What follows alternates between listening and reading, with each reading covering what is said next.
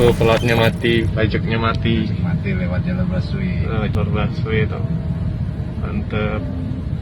Lolos aja lah. Polisinya malah lolos aja, lolos karena dia.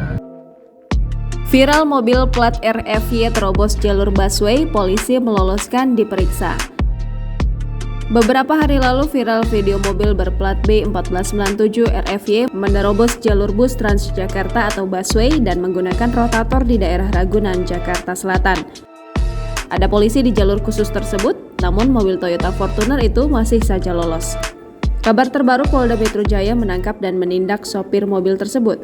Sedangkan polisi yang bertugas di Satlantas Polres Metro Jakarta Selatan itu sudah mendapatkan teguran atas dugaan pelanggaran yang dilakukan dan kini sedang menjalani pemeriksaan. Dirlantas Polda Metro Jaya, Kombes Sambodo Purnomo Yogo mengimbau polisi lalu lintas agar tidak ragu menindak siapapun pengendara yang melanggar, termasuk para pengguna plat nomor khusus. Diketahui, sopir Fortuner itu adalah pegawai salah satu instansi pemerintahan.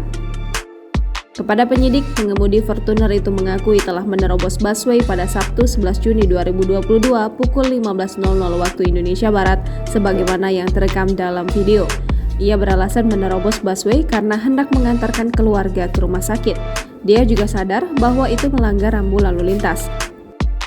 Sang sopir mengaku bahwa kondisi lalu lintas di daerah Ragunan, Jakarta Selatan macet. Oleh karena itu, dia mengaku masuk jalur bus Transjakarta agar bisa lebih cepat sampai tujuan. Kendati demikian, polisi tetap tidak membenarkan tindakan sopir Fortuner itu. Pengendara sudah membuat surat pernyataan dan sudah ditilang polisi. Selain sanksi tilang, polisi juga telah mencabut izin penggunaan plat nomor khusus B1497 RFY milik pegawai pemerintahan itu.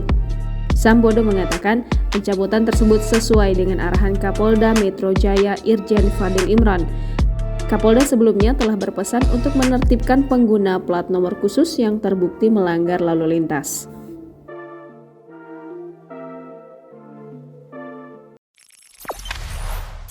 Jangan lupa subscribe, share, komen, dan like ya!